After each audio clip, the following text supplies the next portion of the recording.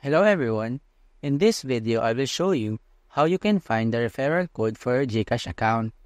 So let's start. First, make sure to update your GCash application. Once it is updated, open your account. Inside the application, head over the profile section which you can find at the bottom right corner of the screen.